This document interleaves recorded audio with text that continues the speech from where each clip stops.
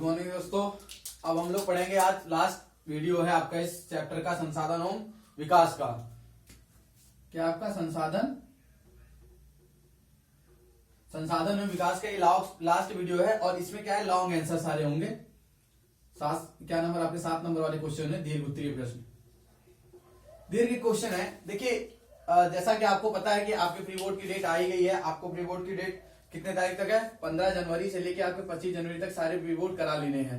सभी विद्यालयों को निर्देश है। तो ऐसा मान के चलिए आपकी 15 फरवरी के बाद कभी भी एग्जाम आपका स्टार्ट हो सकता है। तो हमारे देखिए हिस्ट्री के आपके पूरे के पूरे प्लेलिस्ट बना दी गई है। उसमें आपको आपके जितने भी इतिहास के सारे चैप्टर जो आने हैं वो दे दिया गया है और भूगोल का पहला चैप्टर हो गया है। तो मात्र 10 दिन के अंदर हम 10 से दिन पूरा आपका भूगोल खत्म कर देंगे। इंपॉर्टेंट क्वेश्चन ये है कि आप अगर इसको पढ़ के जाते हैं तो आपके ज्यादा से ज्यादा क्वेश्चन इन्हीं चीजों से आने हैं। तो आज हम शुरू करते हैं संसाधन विकास के पहला प्रश्न। इंपॉर्टेंट क्वेश्चन, भारत में मिट्टी के प्रकारों पर निबंध लिखिए। देखिए ये 7 नंबर क्वेश्चन आएगा। कहा जा रहा है कि भारत में कितने प्रकार की मिट्टियां पाई जाती है। वैसे मिट्टियां तो बहुत प्रकार की पाई जाती हैं, उसमें से प्रमुख मिट्टियां कौन कौन सी हैं? जलोढ़ मृदा, काली मृदा, मरुस्थलीय मृदा, वन मृदा, लाल और पीली मिट्टी और लेटराइट मिट्टी। देखिए कहने का मतलब यह है कि जलोढ़ मृदा कहां पाई जाती है, जलोढ़ मिट्टी कहां पाई जाती है। देखिए ये गंगा यमुना और कह सकते हो गंगा यमुना और क्या नाम आपके ब्रह्मपुत्र और सिंधु नदियों के द्वारा लाई गई मिट्टियों से बनी मृदा और ये काफी उपजाऊ होता है। आपके उत्तर भारत की जितनी भी मिट्टियां हैं वो जलोढ़ मृदा के अंदर आती है। आप सिंधु नदी, गंगा नदी और यमुना, आपके ब्रह्मपुत्र, इनके द्वारा पहाड़ी एरियो से मिट्टी को बहा के लेके आना, जिससे क्या हो रहा है, एक मैदान तैयार होता है, उसे कहते हैं जलोढ़ मृदा। फिर आती है काली मृदा। काली मृदा कहां पाई जाती है? काली मृदा में आपको पता है कपास उत्पादन होता है। अब काली मृदा पाई कहां जाती है आपको पता है, मैंने अभी क्वेश्चन पिछले वीडियो में बताया था। काली मृदा कहां होती है? महाराष्ट्र और सौराष्ट्र, गुजरात के कुछ क्षेत्रों में सबसे ज्यादा पाए जाते हैं। इसीलिए कहा था गुजरात में सबसे वस्त्र उद्योग पाए जाते हैं। फिर अगला है मरुस्थलीय मृदा। देखिए मरुस्थलीय मृदा क्या होती है? ये हवाओं की वजह से क्या होता है, एक स्थान से दूसरे स्थान पर उड़ते चले जाते हैं। ये कहां पे आता है? आपके राजस्थान में पाया जाता है। दूसरा आता है वन मृदा। वन मृदा कहां मिलता है? वन मृदा मतलब ये जहां पे क्या हो, बहुत सारे पेड़ पौधे हो और वहां पे क्या होना चाहिए, वहां की मिट्टी। वन मृदा ये पहाड़ी इलाकों में पाई जाती है, जैसे आपके उत्तराखंड हुआ, हिमाचल प्रदेश हुआ, वहां पे।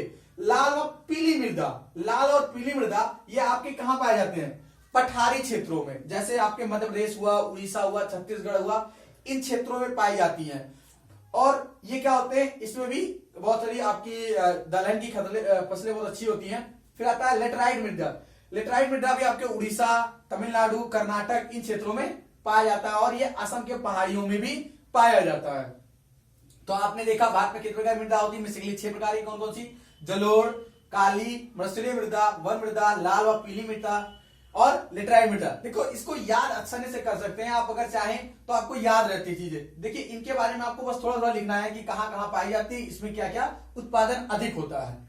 फिर अगला आता है मृदा अपरदन के लिए उत्तरदायी कारणों का उल्लेख कीजिए। देखिए मिट्टी के कटाव के लिए उत्तरदायी कौन कौन से कारण हैं, इसके ऊपर भी आपको लिखना होता है। देखिए ये क्वेश्चन ऐसा है कि जो क्वेश्चन आप चाहें तो इसके बारे में आपके हिंदी में भी आ सकता है, लॉन्ग जो आपके निबंध आते हैं उसमें भी लिख सकते हैं इन दोनों क्वेश्चनों को, और आपके इसमें तो आता ही आता है। साइंस का जो आपका ऊर्जा के स्रोत वाले चैप्टर है उसमें भी पूछा जा सकता है। तो ये कुछ क्वेश्चन ऐसे होते हैं जो आपको लगभग हमेशा आते रहते हैं। तो आपका आता है मृदा अपरदन के लिए उत्तरदायी कारणों का उल्लेख कीजिए। क्या है? खनन कार्य, भवन निर्माण कार्य, अत्यधिक चरागाह, फिर वनों के कटाव के कारण और कृषि के अनुपयुक्त तरीकों का उपयोग करके। देखिए खनन का कार्य कैसे हुआ? अच्छा एक बात बताइए, जब आपको घर निर्माण करता हो, जैसे आप खनन क्या मतलब कहने मतलब, जैसे आप जितने भी आप देख रहे हैं कोयला या पेट्रोल डीजल, ये क्या हो रहा है, मिट्टी के नीचे से तो मिल रहा है। अब ये बताइए मिट्टी के नीचे से आप खनन कर लेंगे तो क्या होगा? मिट्टी का कटाव तो होगा, अपरदन। भाई वो जो हटा है वहां पे आपने कुछ पाटा नहीं, और पाटा नहीं तो कल के जब क्या होगा, मिट्टी अपने आप को बराबर करेगी तो क्या होगा, इधर उधर की मिट्टी कट के उसमें पट जाएगी, तब क्या होगी, तभी तो बराबर होगी।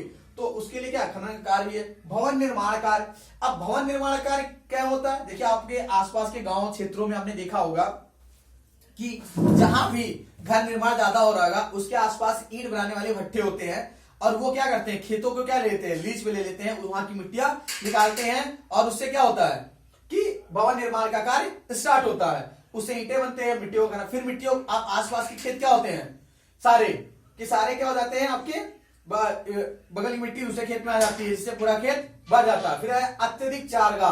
देखिए अत्यधिक चारागाह मतलब क्या होता है कि बहुत ज्यादा पशुओं द्वारा खेती को खत्म करना या छोटे छोटे पौधों को खत्म करना। उससे क्या होता है, मिट्टी के जो छोटे पौधे क्या होते हैं उसको जकड़ के रखते हैं, और जब छोटे छोटे पौधे ही नहीं रहते तो बरसात होती है, क्या होता है, बरसात हुआ, हवा हुआ, इससे क्या होता है मिट्टी बहुत तेजी से उड़ जाते हैं। फिर अगला आता है वनों के कटाव के कारण। देखिए ये तो काफी इंपॉर्टेंट है, जैसे पौधे, जब देखिए जैसे पौधे हो गए वैसे पेड़ का भी क्या होगा, पेड़ आप काट देंगे तो उसकी जड़ें जो मिट्टी को पकड़े हुए हैं वो हवा, बरसात या फिर अन्य कारणों में क्या होते हैं, हवा आपकी मिट्टी का उड़ के एक स्थान से दूसरे स्थान पे जा सकती है। फिर अगला आता है कि कृषि के अनुपयुक्त तरीकों का उपयोग करके। देखिए कृषि का अनुपयुक्त उपयोग करके मतलब ये होता है कि जैसे आप क्या करते हैं, खेतों में मेड़ बनाते हैं तो एक ऊंचा कर देते एक बराबर, जब पानी डालते हैं तो क्या होता है दोनों को बराबर कर देते हैं। इसी तरीके क्या होता है, कहीं पे आपने गड्ढा कर दिया या फिर कहीं पे बहुत ज्यादा ऊंचा कर दिया या बहुत ज्यादा ढाल नुमा बना दिया, जिससे क्या मिट्टी के स्थान से दूसरे स्थान पे आ जाती है। ये भी क्या है, अपर्दन के कारण। अपर्दन का मतलब होता है मिट्टी का एक स्थान से दूसरे स्थान पर जाना। तो ये कौन कौन से प्रमुख कारण है, खनन का कार्य, भवन निर्माण का कार्य, अत्यधिक चारागाह, वनों के कटाव के कारण और कृषि के अनुपयुक्त तरीकों का उपयोग करके। फिर आता है प्राकृतिक एवं मानवीय संसाधनों में अंतर लिखिए। प्राकृतिक और मानवीय संसाधन, देखिए प्राकृतिक और अंतर क्या लिखना है, बेसिकली अब चार बारे में लिखना है। जो देखिए जो मानव निर्मित करे वो क्या हो गया, मानवीय संसाधन, और जो प्रकृति से निर्माण हो वो क्या हो, प्राकृतिक संसाधन। अब प्राकृतिक संसाधन में क्या आ गया, पेट्रोल, डीजल, आर, हवा, ये सब क्या प्राकृतिक संसाधन है। आणविक ये कारण क्या, ये दोनों क्या है, प्राकृतिक संसाधन है। देखिए प्राकृतिक संसाधन क्या होते हैं, जो जिसका उपयोग हम करते हैं। फिर होता है अनवीकरण, जो इसका दोबारा ना बनाया सके। क्या मानव को ऐसा चीज बनाता है जो दोबारा नहीं बनेगा, मानव हर एक चीज क्या जो भी बनाएगा उसका फिर से पुनर्निर्माण कर सकता है, लेकिन अब अनवीकरण पेट्रोल डीजल क्या मनुष्य फिर से बना सकता है, नहीं बनेगा। इसी तरीके से है कि अगला है नवीकरणीय संसाधन। नवीकरणीय जिसका उपयोग फिर से क्या है मानव निर्मित, और मानव निर्मित क्या है, कुछ ऐसे साधन जो प्राकृतिक संसाधनों को उपयोग करके हम साधन बना सकते, कहते हैं मानव निर्मित साधन। कौन कौन से हो गए आपके, प्राकृतिक संसाधन, नवीकरणीय संसाधन, अनवीकरणीय संसाधन और मानव निर्मित संसाधन। फिर अगला आता है संसाधन का अर्थ बताइए एवं संसाधन के रूप में भूमि का उपयोग किन किन उद्देश्यों के लिए किया जाता है, व्याख्या कीजिए। संसाधन का अर्थ यह होता है कि प्राकृतिक जो चीजें दी हुई है हमको उसका अपनी कृत्रिम तरीके से उपयोग करना ही क्या कहलाता है, संसाधन। ठीक है, इसे कहते हैं संसाधन का अर्थ। अब ये कौन, मिट्टी। अब मिट्टी से क्या क्या कर सकते, कृषि, आवास, खनन, उद्योग और चारागाह। मिट्टी का इस पांचों चीजों में अधिक उपयोग होता है, जैसा कि मैंने आपको इसमें बताया था प्रीवियस क्वेश्चन में, मृदा के अपर्दन में, कि कृषि क्या है, अगर खेत नहीं होगा, मिट्टी नहीं होगी तो आप कृषि कर पाएंगे, ये सी बात है, खत्म है, आप नहीं कर पाएंगे। वैसे आता है आवास। आवास क्या मिट्टी नहीं होगी तो आप ईंटें बना पाएंगे, ईंटों से आप, देखिए मिट्टी ही नहीं होगी तो आप कुछ भी बना सकते हैं, नहीं बना सकते हैं। फिर खनन, अरे मिट्टी है तभी तो नीचे आपके खनिज पदार्थ हैं, तभी तो आप क्या कर पा रहे हो, खनन करके आप क्या कर रहे हो, उससे हो रहा है। उद्योग, उद्योगों के लिए भी मिट्टी की जमीन की आवश्यकता है, तो हर एक चीज में क्या है, इन चीजों का। चारागाह, चारागाह मतलब क्या होता है, पशुओं को चरने वाला। अब पशु जिसको चरते हैं तो क्या होगा, जब मिट्टी नहीं होगा तो पेड़ पौधे नहीं होंगे, पेड़ पौधे नहीं होगा तो कोई समय नहीं होगा। फिर अगर आता है संसाधन नियोजन की आवश्यकता क्यों पड़ती है, इसके कोई दो उपाय बताइए। इंपॉर्टेंट क्वेश्चन है, पढ़ा जरूर, इसको ध्यान से सुनिएगा। देखिए संसाधन नियोजन, नियोजन का मतलब होता है कि कहीं का वस्तु उठा के किसी दूसरे स्थान पे रखना।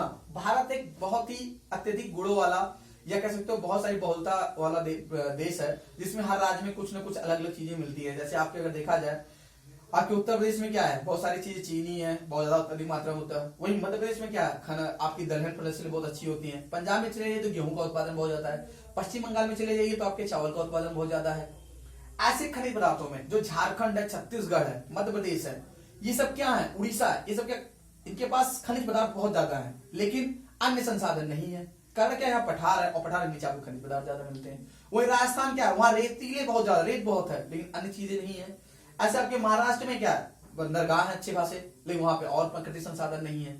तो आप क्या दे सकते हैं, तो यही होता है कि एक स्थान पे जिसकी बहुलता है उसको किसी दूसरे राज्य में नियोजन करना, उसी कहते हैं संसाधन का नियोजन। इसके दो उपाय कि आप क्या कर सकते हैं कि एक स्थान से आप क्या करें, एक तो यातायात का सुलभ कर दें और दूसरा आदान प्रदान की सुविधा बहुत आसानी से कर दें। तो आपको ये चीजें समझ आ गई है। एक बार हम बता देते हैं, भारत में मिट्टी के प्रकारों पर निबंध कितने प्रकार के होते हैं, जलोढ़ मृदा, काली मृदा, मृस्थलीय मृदा, फिर आता है वन मृदा, लाल और पीली मृदा, लेटराइट मृदा। ये 6 प्रकार की मिट्टी होती है, इसको याद करके रखिएगा, ये काफी इंपॉर्टेंट क्वेश्चन है।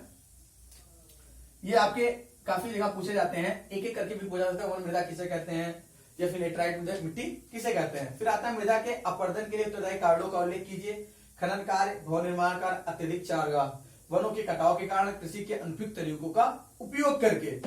फिर आता है प्रकृति के मानव निर्मित संसाधनों में अंतर लिखिए। आपके प्राकृतिक संसाधन कौन कौन से होते हैं, प्राकृतिक संसाधन और अनवीकृत संसाधन। फिर आता है मानव संसाधन कौन से, मानव निर्मित संसाधन और नवीकरणीय संसाधन। फिर संसाधन का अर्थ बताइए। संसाधन का अर्थ क्या होता है, जिसका उपयोग किसी प्राकृतिक संसाधन को क्या करें, हम उन कृत्रिम तरीके से उपयोग करके अपने कार्यों में उपयोग करें, उसे कहते हैं संसाधन। और उसके भूमिका उद्देश्य किन के लिए कार्य, कृषि में, आवास में, खनन में, उद्योग में और चारागाह में। फिर आता है संसाधन नियोजन की आवश्यकता पड़ती है, क्योंकि अगर संसाधन का नियोजन नहीं करेंगे तो उत्तराखंड वालों, जैसे उत्तराखंड में क्या पहाड़ बहुत ज्यादा है, तो वहां पे क्या जल की सुविधा सही से नहीं है, तो वहां पे क्या अन्य चीजें नहीं है। तो जैसे आपके क्या झारखंड है, उड़ीसा, इनके पास क्या खनिज पदार्थ है, आपके कोयला है और अवरहक है ना, और चीजें हैं, तो क्या वो अन्य चीजों को देंगे, नहीं करेंगे तो ना उनके पास कुछ चीजें पहुंच पाएंगी ना हमारे पास पहुंचे, इसलिए चीज की आवश्यकता बहुत ज्यादा पड़ती है। तो इसके बाद हम अगला चैप्टर पढ़ेंगे। बस आज के दिन, और आप लोग अपनी तैयारी सही से बना के रखिए। आपके बोर्ड पेपर चांसेस है कि आपके 15 फरवरी से के बाद से स्टार्ट हो जाएंगे। बस आज के लिए इतना ही।